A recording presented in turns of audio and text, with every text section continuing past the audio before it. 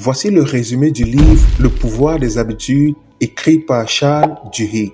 Nous sommes ce que nous faisons de manière répétée. L'excellence n'est pas donc une action, mais une habitude. Aristote. Si vous voulez changer votre vie, vous devez d'abord changer vos habitudes, car nous sommes en tant qu'êtres humains des créatures d'habitude. Lorsque vous vous réveillez le matin, vous suivez probablement une certaine routine. Qu'il s'agisse de vérifier votre courriel électronique, de consulter votre téléphone portable, de boire un verre d'eau, prendre un café, etc. Tout au long de la journée, vous pouvez compter sur d'autres habitudes, même si vous n'en êtes pas pleinement conscient. Nous pensons prendre des décisions en toute connaissance de cause, mais ce n'est pas le cas. La plupart des choses qui se produisent tout au long de notre journée se font automatiquement, sans que l'on y pense vraiment. Les habitudes dirigent votre vie et si vous avez de mauvaises habitudes, votre vie sera nulle. Si vous voulez changer votre vie, vous devez d'abord changer vos habitudes. Heureusement, une fois que l'on a compris comment fonctionnent les habitudes, on peut les changer facilement. Les personnes qui réussissent sont celles qui ont appris à contrôler et à modifier leurs habitudes. En analysant comment les habitudes indésirables, manger excessivement, boire excessivement ou fumer, fonctionnent dans un cycle de satisfaction des désirs, les personnes qui veulent changer peuvent parvenir à contrôler les habitudes qui les contrôlaient auparavant. C'est exactement ce que nous allons aborder dans cette vidéo. C'est quoi une habitude? Pourquoi et comment se forment les habitudes dans nos vies? Comment est-ce que nous pouvons les changer?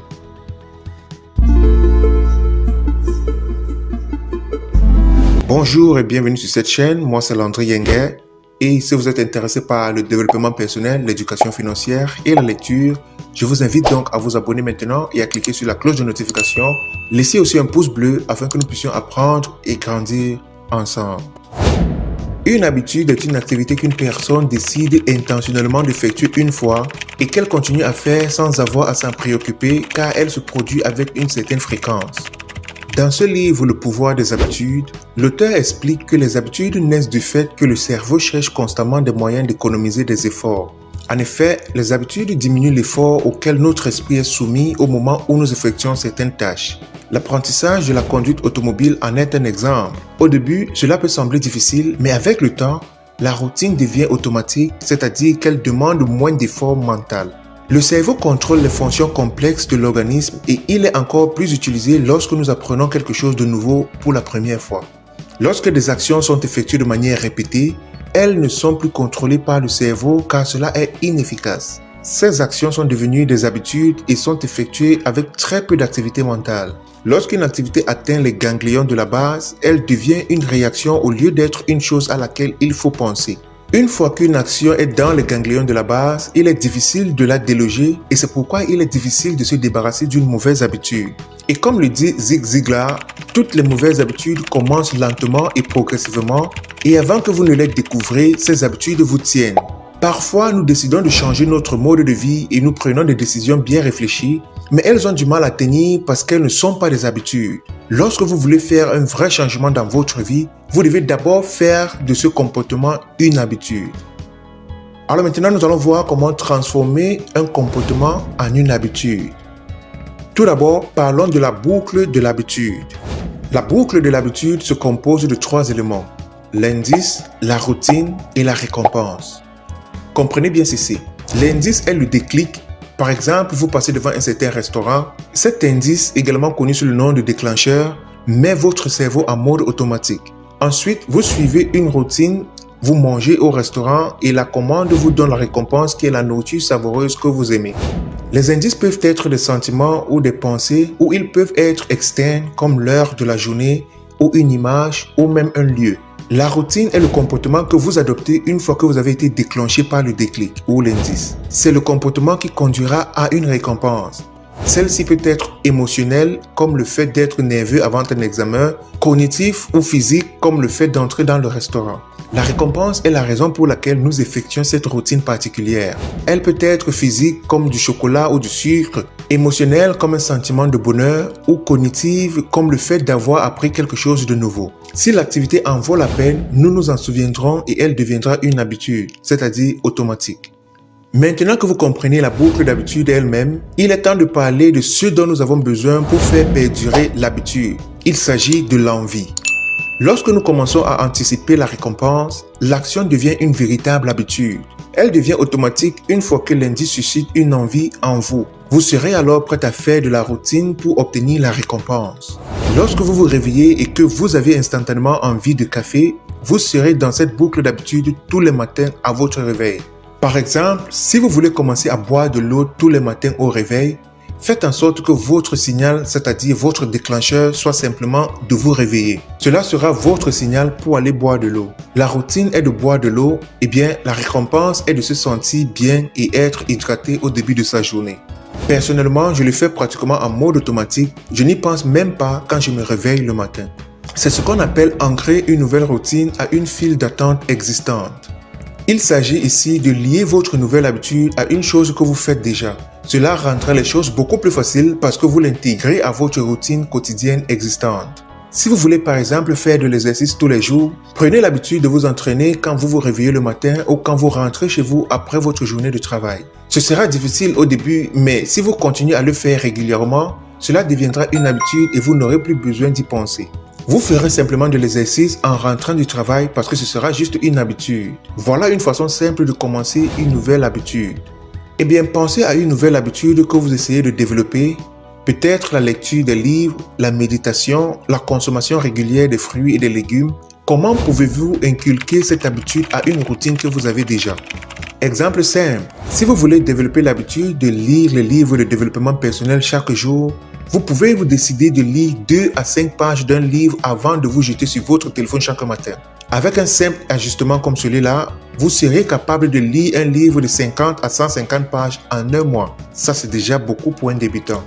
Et pour vous tous qui regardez cette vidéo et qui désirez vraiment développer cette habitude de lire les livres, je vous invite à regarder ma vidéo dans laquelle je vous donne plus d'astuces et de secrets pour développer cette habitude de lecture. Le lien sera dans la description. Maintenant, nous allons voir comment changer les mauvaises habitudes. Essayez de penser à certaines de vos mauvaises habitudes. Pensez à l'indice, à la routine et à la récompense. Pour changer les mauvaises habitudes, l'auteur dit que vous devez remplacer la routine. Gardez le même indice et la même récompense, mais remplacez simplement la routine. C'est la façon la plus efficace de changer une habitude. C'est pourquoi de nombreux fumeurs ont réussi à arrêter de fumer en mâchant du chewing-gum de Nicorette. L'indice est le même, mais au lieu de fumer une cigarette, ils mâchent des chewing-gums de nicotine comme une nouvelle routine. En passant les amis, la gomme à la nicotine fait partie d'une classe de médicaments appelés les aides au sevrage tabagique. Elle agit en fournissant de la nicotine à votre corps pour diminuer les symptômes de sevrage ressentis lors de l'arrêt du tabac. Elle agit aussi comme activité orale de substitution pour réduire l'envie de fumer. La récompense est toujours la même, c'est la nicotine. Vous insérez simplement une nouvelle routine dans une boucle d'habitude existante. Sachez bien que cela peut encore être difficile, c'est pourquoi vous avez besoin d'un élément supplémentaire pour augmenter vos chances de succès. Vous devez croire que le changement est possible. Vous devez croire que vous pouvez changer et que cela sera bénéfique pour votre avenir. Envisagez de faire appel à des groupes pour vous aider à partager vos expériences et à prendre des engagements publics. Par exemple, prenons l'habitude d'aller à la salle de sport. Votre point de départ peut être de quitter le travail, la routine est de faire de l'exercice et la récompense est de libérer ces bonnes endorphines dans tout votre corps. Il est important d'essayer de faire de votre récompense quelque chose de court terme parce que dans l'exemple de l'exercice, nous connaissons tous les avantages à long terme de l'exercice physique, mais il est vraiment difficile de s'y tenir parce qu'il n'y a pas de résultat immédiat. Lorsque vous pensez à une récompense, essayez de la garder à court terme pour vous aider à créer un élan et à en faire une habitude. Essayez donc d'utiliser une récompense immédiate à court terme ainsi qu'une récompense à long terme. Pour rendre ce changement d'habitude encore plus puissant, ayez un partenaire de gym pour vous tenir responsable et partager vos expériences avec lui ou elle. Voyons rapidement ce qu'on appelle les habitudes angulaires. Une habitude angulaire a des effets d'entraînement sur toutes les autres activités de votre vie. Prenez l'exercice physique par exemple. Lorsque vous prenez l'habitude de faire l'exercice physique, vous commencez à changer vos habitudes alimentaires et de sommeil sans même y penser. De nombreuses études ont montré que changer cette habitude clé vous aidera à manger plus sainement et à être plus performant au travail. Identifiez l'habitude angulaire en vous. S'il y a une habitude que vous pourriez changer et qui aurait un impact sur le reste de votre vie, quelle serait-elle? Si vous voulez vraiment changer vos habitudes ou en créer de nouvelles, vous devez regarder en face, analyser vos actions quotidiennes, prêter attention à vos routines quotidiennes. Pour certaines personnes, l'habitude angulaire est de réduire le nombre d'heures qu'ils passent sur les réseaux sociaux. S'ils peuvent réussir à le faire, plusieurs choses vont s'aligner dans leur vie. Alors faites une auto-analyse. Découvrez quelles habitudes vous servent et lesquelles doivent être changées. Dressez une liste des habitudes que vous voulez changer et élaborez un plan. Et sur cette note, élaborez également un plan pour les potentiels obstacles. Disons que vous voulez arrêter de manger la malbouffe pour perdre quelques kilos au cours des 6 prochains mois et que le lendemain, vous arrivez au travail et vous voyez un dessert délicieux. Élaborez un plan sur la façon dont vous allez gérer ce genre de situation. C'est difficile au début, mais à la longue, il ne sera plus nécessaire de résister des friandises qui sabotent vos plans de perte de poids. Ayez un plan pour gérer la douleur, le stress et les tentations à l'avance. Lorsque vous utilisez constamment des plans alternatifs, ils deviennent plus des habitudes automatiques.